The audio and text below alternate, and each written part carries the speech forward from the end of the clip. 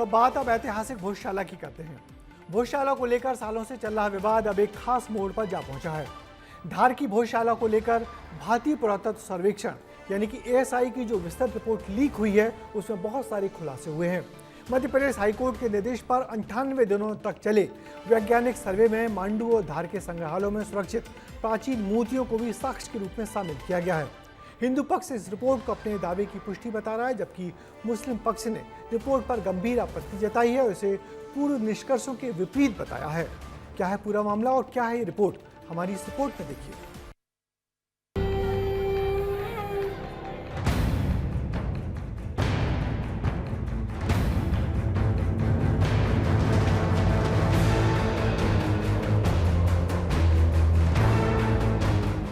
धार की ऐतिहासिक भोजशाला और कमाल मौला मस्जिद परिसर को लेकर लंबे समय से विवाद चल रहा है। अब इस मामले में नया मोड़ तब आ गया जब भारतीय पुरातत्व सर्वेक्षण यानी एएसआई की बहुप्रतीक्षित रिपोर्ट सार्वजनिक हो गई। ये रिपोर्ट स्पष्ट शब्दों में कहती है कि मौजूदा ढांचा मूल रूप से एक विशाल हिंदू मंदिर था, जिसे बाद में बदलकर मस्जिद का रूप दे दिया गया।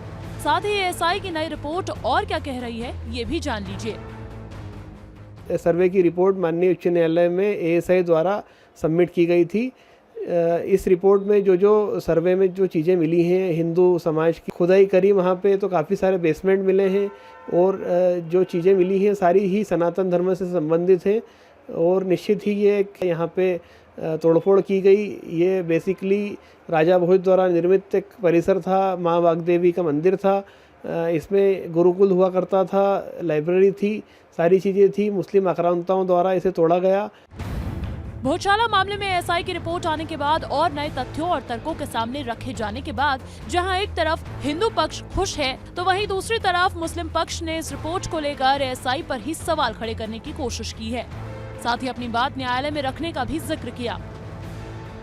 सकारात्मक भाव से है और जो हमारा मेन एम है कि गौशाला पर हिंदू समाज का पूर्ण आधिपत्य हो, नमाज बंद हो, उस दिशा की ओर हमें उत्साहित करती है। पूरे सकल हिंदू समाज की एक जीत के रूप में हम इसको रिपोर्ट को देखते हैं। पूरे रिपोर्ट में यह 10 कालखंडों में 2189 पेज में है, जिसमें 51 बिंदुओं में इसकी समरी दी है और यह रिपोर्ट यह स्पष्ट रूप से कहती है कि यह परमारकालीन स्मारक है।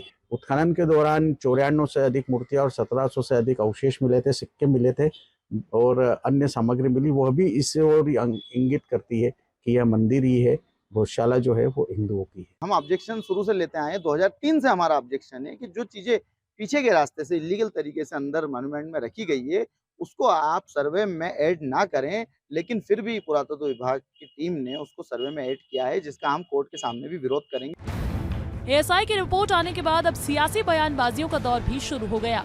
जब इस पूरी रिपोर्ट को लेकर बीजेपी नेता रामेश्वर शर्मा से मीडिया ने सवाल किए, तो रामेश्वर शर्मा मुस्लिम पक्ष से ही अपील करते नजर आए। हमारा बार बार आग्रह है कि मुसलमान इस बात को समझें, जहां उनके द्वारा बनाई गई मस्जिद है और साफ सुथरी जमीन पर बनाई गई मस्जिद है, उस पर हमने दावे नहीं किए। इसलिए खुदा को इबादत अगर सही से करना है तो भोजशाला हो या ज्ञान व्यापी हो या मथुरा हो, जो यहाँ हिंदू की आस्था है, भरोसा है, वो सब हिंदुओं को सौंपिए। वहीं इस मामले को लेकर कांग्रेस ने रामेश्वर शर्मा के बयान पर ही तंज कसते हुए निशाना साध दिया। ये मामला अभी अदालत में विचाराधीन है, उनको समझना चाहिए। एएसआई की रिपोर्ट से निर्णय नहीं हो जाएगा। अभी उसका एक सिविल सूट फाइल है, जब तक वो फाइनल नहीं हुआ तब तक उस पर टिप्पणी।